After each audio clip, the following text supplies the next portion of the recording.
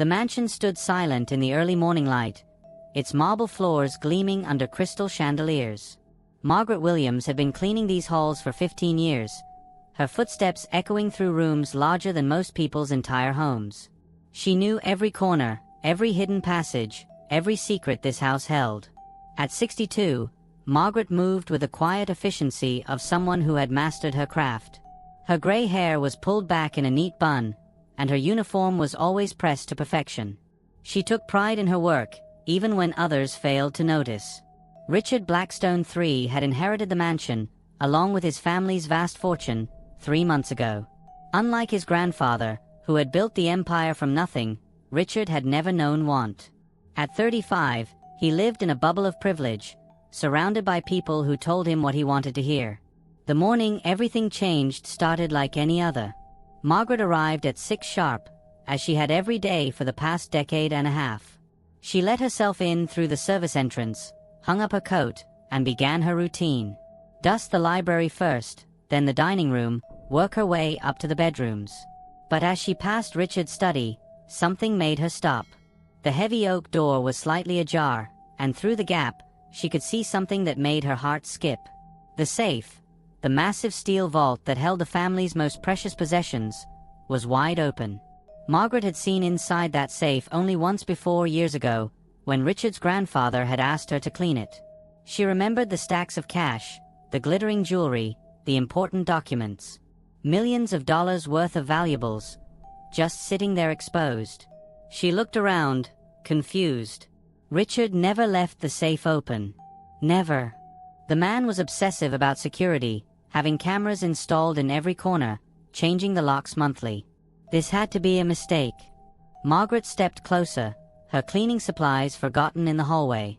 The safe's contents were exactly as she remembered, perhaps even more valuable now. Bundles of $100 bills sat next to velvet boxes containing diamonds that caught the morning light.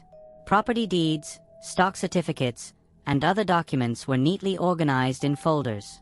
Her hands trembled slightly as she reached for her phone to call Richard. This was clearly an emergency. Someone could walk in, anyone could see this. Margaret. She spun around to find Richard standing in the doorway, his arms crossed, watching her with an expression she couldn't read. Mr. Blackstone. Thank goodness you're here. The safe. It's open.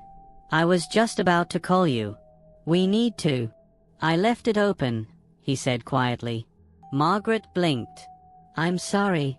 I left it open on purpose. Richard stepped into the room, closing the door behind him. I wanted to see what you would do. The words hit Margaret like a physical blow. She stared at him, trying to process what he was saying. You were testing me? Richard moved to his desk, leaning against it casually. My friends told me I was crazy. They said I couldn't trust the help, especially not someone like you. Said I needed to be more careful, more suspicious. So I decided to find out for myself.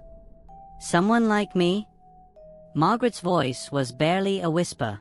You know what I mean. You've had access to this house for years. You know where everything is, what everything's worth. It would be so easy for you to just take something. Who would know? Margaret felt something cold settle in her chest. After 15 years of faithful service, of treating this house like her own home, of caring for 3 generations of this family, this is what he thought of her. So you left the safe open, she said slowly, to see if I would steal from you. That's right. Richard's voice held a note of satisfaction, as if he was proud of his clever plan. I had cameras installed in here last week. Hidden ones. I've been watching you for the past 10 minutes. Margaret looked around the room, suddenly aware of eyes she couldn't see. The violation felt complete now. Not only had he questioned her integrity, but he had secretly recorded her, trapped her in his little experiment like a lab rat. And what did you see, Mr. Blackstone? Her voice was steady now, controlled. What did your cameras show you? Richard straightened up, and for the first time, he looked uncertain. I saw you stop when you noticed the safe. I saw you look inside. I saw you reach for your phone. And what was I doing with my phone? You were. He paused, frowning. You were calling someone. I was calling you, Margaret said quietly. I was calling you to report that your safe had been left open. I was worried that someone might rob you. The silence that followed was deafening. Richard stared at her, his confidence visibly cracking. In 15 years, Margaret continued, her voice growing stronger, I have cleaned every inch of this house. I have seen your family's most precious possessions. I know where you keep your spare cash, your jewelry, your important papers. I have been alone in this house countless times. If I wanted to steal from you, Mr. Blackstone, don't you think I would have done it by now? Richard opened his mouth, then closed it again. Let me tell you what else your cameras would have shown, Margaret said, taking a step forward. They would have shown me dusting around your mother's jewelry box for years, never once opening it. They would have shown me cleaning your father's desk, never touching the cash he kept in the unlocked drawer. They would have shown me finding your grandmother's diamond earrings behind her dresser and returning them to their proper place. With each word, Richard seemed to shrink a little more. But most importantly, Margaret continued, they would have shown you a woman who has dedicated 15 years of her life to caring for this house and this family. A woman who worked double shifts when your grandfather was sick, who stayed late to prepare for your parents' funeral, who has never taken so much as a paperclip that didn't belong to her. Richard was looking at the floor now, unable to meet her eyes. You want to know what kind of person I am, Mr. Blackstone? I'll tell you. I'm the kind of person who raises 5 children on a housekeeper's salary and never once considers taking what isn't mine. I'm the kind of person who finds a wallet with $300 on the street and turns it in to the police. I'm the kind of person who has been loyal to your family even when your family clearly doesn't think I deserve that loyalty in return. Margaret walked to the safe and, without touching anything inside, swung the heavy door closed. The click of the lock echoed in the silent room.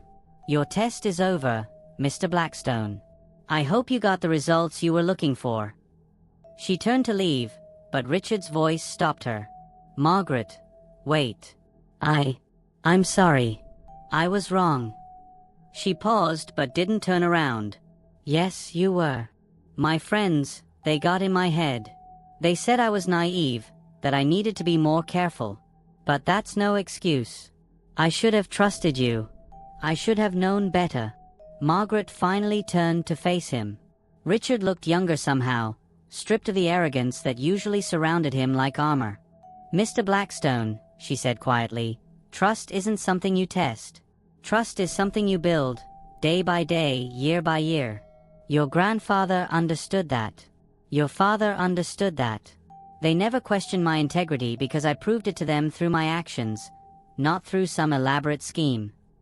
I know that now, Richard said miserably. I've made a terrible mistake. Margaret studied his face, seeing genuine remorse there. After a long moment, she sighed. Yes, you have. But mistakes can be learned from, if you're willing to do the work. What do you mean? I mean that trust works both ways, Mr. Blackstone. You've shown me that you don't trust me. Now I need to decide whether I can trust you. Richard's eyes widened. Are you quitting? Margaret was quiet for a long moment, considering. This job meant everything to her. The salary helped support her family, and she genuinely loved this house. But more than that, she had pride. She wouldn't work for someone who saw her as a potential criminal. I don't know yet, she said honestly. I need time to think. Please, Richard said, stepping forward. Don't let my stupidity ruin 15 years of partnership. Because that's what this has been, hasn't it? You've been my partner in taking care of this place, taking care of my family. I see that now.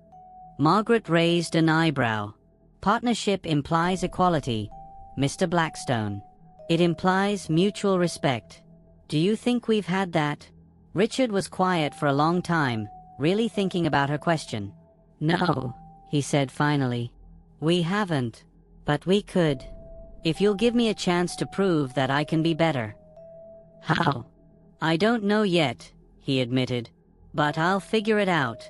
I'll make changes. Real ones. Margaret looked around the study, This room where she had just been secretly filmed and judged. Where her integrity had been questioned after 15 years of faithful service.